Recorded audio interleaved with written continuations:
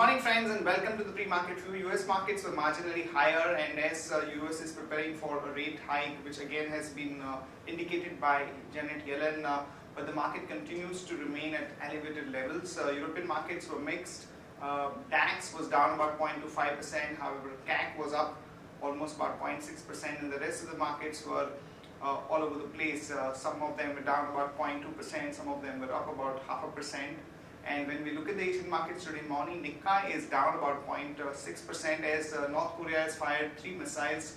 Some of them have landed into Japan's territory, and that is what is causing some kind of a weakness in the Japanese markets. However, the rest of the markets are showing marginal uptick. So Hang Seng and Shanghai both are up about 0.2%, and SGX Nifty suggesting that we are going to open up about 10 odd points. On Friday, our markets was a bit weak, but managed to bounce back towards the latter part of the day. In terms of flows, FIIs were net buyers in the cash market to the tune of about 1500 odd crore, but we need to adjust a couple of block deals like Apollo Hospitals and one more. So adjusting for those two, there may not be any significant positive inflow by FIIs. The domestic institutions were sellers to the tune of about 736 crore, and in the index futures, the FIIs were sellers to the tune of about 1325 odd crore. Overall, our market is holding the ground. But given the global developments, particularly this North Korea one and the slowdown in the Chinese economy, which is now at about 15-year lowest levels, there could be a bit of a volatility, as there is also a possibility of a rate hike on the 13th of this month's Fed meet. So there could be a little bit of volatility in our markets, so one should brace for that. On that note, let me invite our F&O expert to take you through important F&O cues and ideas that we can have from the derivative side. Good morning friends, we'll give analysis on derivatives. In Friday's trading session, taking negative cues from the international markets, our market did open on a negative note, and thereon we did saw some kind of selling pressure in the middle part of the day, and it continued throughout the day, but it was in the last half an hour of trading sessions where we have seen some kind of a recovery, and Nifty eventually managed to close with on a flattish note with a gain of just 0.06%, settling at 8922.80. The open interest terms, 1.5% was shared in the open interest. Again, we have seen an unwinding in the open interest, as majority of the unwinding and majority of the fall which we have seen in the last few trading sessions was mainly due to the long unwinding pressure, and yesterday's and Friday's trading session also, it was the same story, where it showed us a reduction in the open interest of around 1.70%. In the absolute terms, 4 odd lakh shares were shared in the open interest, and cost of carry however increased a bit from 2.5% to 4%. However, we will consider majority of the unwinding which was seen in Friday's trade was due to long unwinding pressure. Put call ratio also decreased by 1 basis point from 0.98 to 0.97, and 1 has been acting as a crucial resistance for the put call ratio, as Nifty managed to touch 1 odd levels in last few before some trading sessions, but was not able to sustain above it and not able to sustain at 1 odd levels, and it decreased from that level. Volatility index, however, cooled off a bit. It was more or less same at around 13.3 odd levels in Friday's trading session.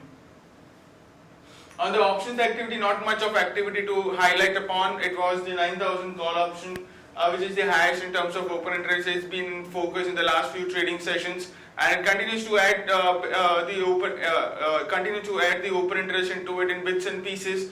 But in Friday's trading session, it has seen an addition of around 4 odd percentage, and is still highest in terms of open interest with around 53 lakh shares into it, which is quite huge.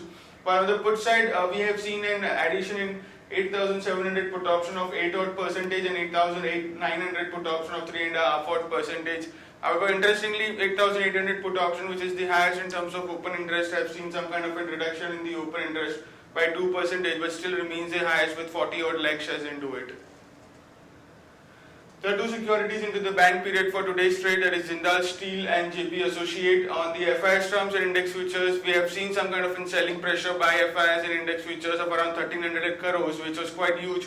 And majority of the selling part was mainly due to some kind of short additions were been created by the FIs in Friday's trade. 1337 crores, they were net sellers in index futures. Index options net buyers by 440 crores, while stock futures not much of activity. They were net buyers by 3 crores 62 lakhs, and stock options net buyers by 29 crores only. On the market level, our Friday's VWAP stands at 8928. Remember, friends, on Friday's trading session, we have seen Nifty breach its VWAP level and have seen a sharp downside.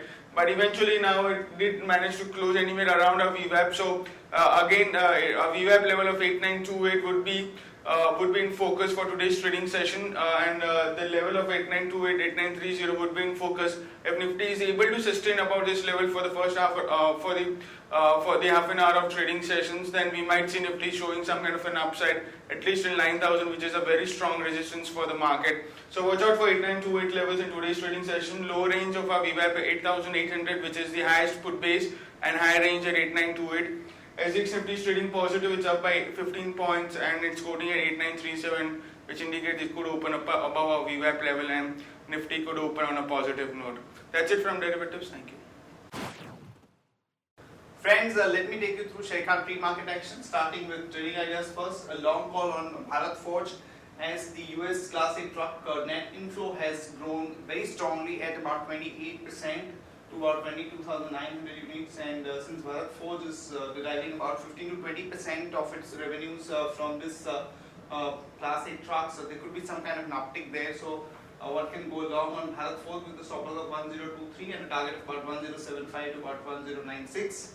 Balrampur Chini, again we have a long call, as the sugar production has declined by 18% year till date, and the deficit has increased to about 18.54% from about 15% in the mid-February. So the sugar prices are likely to remain firm, and that would be a positive thing for sugar companies, particularly Balrampur Chini, which is one of the largest players from UP. So one can go long there with the stop loss of 150 and a target of about 157 to about 160. In other news and developments, some negative news for IT, as the US has temporarily suspended the premium processing of H-1B visas, which could have some negative sentimental impact on the IT stocks. Center and states have approved the model draft bills for center and integrated goods and services tax. So they are inching a step closer to the rollout of GST. So watch out for some positive rub-off on the GST related stocks, so Britannia, Maruti, Century Ply, PBR. These are some of the stocks that one should be watching out for. Tata Steel may be considering breaking off talks over a planned merger of its European business with German's ThyssenKrupp. So some negative development on the merger talks. Watch out for some reaction in the dye and chemical sector, as the biggest Chinese company, Hubei Chuan, has started production again. So there could be some kind of price corrections in some of these chemical stocks and its product prices. Consumers will be able to get 100 standard definition channels at 130 per month. Plus taxes according to the new tariff order issued by TRAI. So some negative news for the DTH operators. So like watch out for something on the Dish TV. Delhi court allows Biocon to make and sell cancer drug Canmab. IDFC buys a 96 global stake in the units for rupees 244 crore.